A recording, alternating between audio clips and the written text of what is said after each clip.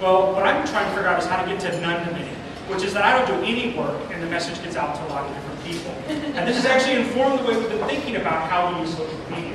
So what we've been trying to do for the last 2 years is discover ways to use social media and technology to spread the message about our issue. Think about it kind of conceptually, what are the tactics you use to deploy a message? And if you kind of plot it on this quadrant chart, what you're going to see are these two, what I did here is to kind of think about this as an instrument for thinking about it.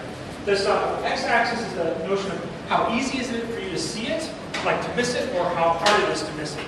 So how much is it kind of in your face? And then the other axis is how shareable is it? Is it easy for you to share, or is it hard for you to share? Because ultimately, this is going to basically determine the velocity of your message in a market. So the place you want to always be, and we know this as social media experts in the world, is you want to be in that lower right-hand quadrant. You want to make it really hard for people to miss it, and you want to make it really easy for them to share it. Okay? So if you think about all the tools we use today, and where the places you find messages, there's some things that kind of naturally fall into these quadrants. And the upper left one, which is hard to share and easy to miss, is your postal mailbox. The thing you basically go out to the mailbox, go find that one letter a week from your mother, and throw everything else into the trash and never open it. Okay? It's really, really hard. And it's impossible. You don't share it. I don't pull open mail, open it up, go look at a website, and then like copy it and put it in my. I don't do these things. I just don't do it. The next thing is your inbox. And I think a lot of people mistakenly think that that's a fairly easy thing to share.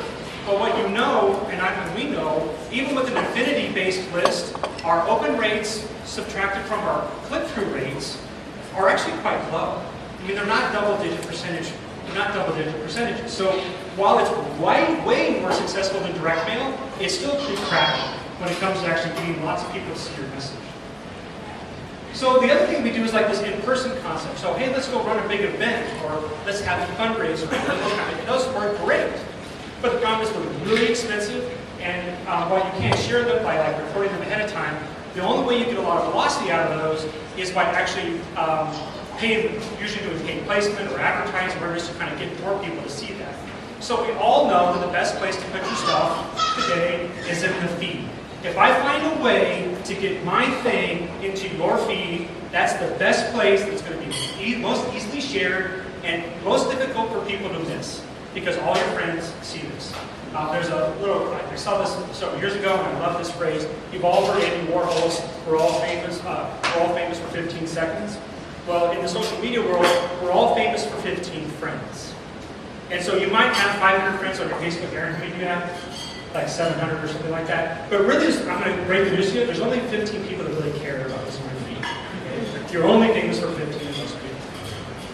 So the next concept is, okay, so that's interesting, and we all know that. Well, how do I game the feed? And so we started looking at that. We said, okay, so how do we make sure that it's very reliable? In other words, it is what we want it to say, as opposed to someone copies and pastes and it's not exactly the message we want, or the link is right, and that kind of stuff. And then how hard and easy is it for people? And of course, the place you want to be here is in the exact same quadrant. I want it to be really, really easy, and I want it to be very, very correct. I want it to have the right link, the right message, right? So the choices we have today is to manually post something, which of course is incredibly unreliable because you might not use the message, you might not use the picture I want, and by the way, it's really hard because the person has to open the browser and do all this other kind of stuff. The other one is kind of a little bit, it's still kind of difficult because you got to copy and paste. I mean, you have to kind of get reliant on someone doing that right, which is also a lot of work, and most people don't do it. Now, we all celebrated about a year and a half ago when Facebook introduced the like button as part of the open graph. And of course, we have the tweet button, we have the share link for Twitter before that, we have +1 now, we have Sublocom, we have all these places you can use.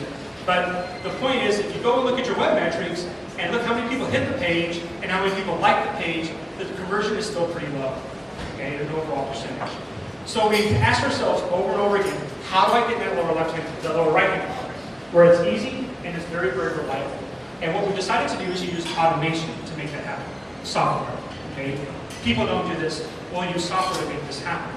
And for the last 2 years, we've actually launched about a half a dozen sites that do this, okay? And the concept, if you participate in Water Day, or if you've gone to our sites, is this concept of donating your voice, okay? And what happens, I think I've got the next slide, These are the examples. But basically the way this works is if you come to one of these sites, and I'll mention them here in a second here, when you come to one of these sites, you basically use Facebook Connect or Twitter OAuth, so you sign up to the site. And when you do that, you give us permission to post.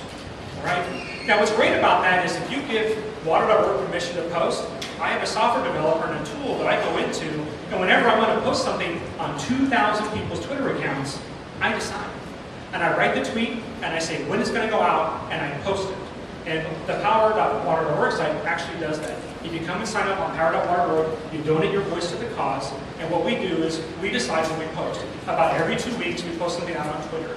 And it's incredible to sit there and watch, go into search, and we type in our hashtag, and then we sit there, and for the next 2 hours, we watch 2,000 people tweet the exact same thing. And I don't have to go ask anybody, I don't have to go do any favor, I don't set up an event, okay? And what's great is, in 2 more weeks, I'm going to do it again. And in 2 more weeks, I'm going to do it again, okay? We expanded that tool to also include Facebook, so we do it out there as well. And we've taken this core technology and implemented it on a lot of our sites. In fact, every campaign site we're building includes this technology because it's so incredibly efficient at getting the message across, and we don't have to, we basically written the software, so it's pretty easy.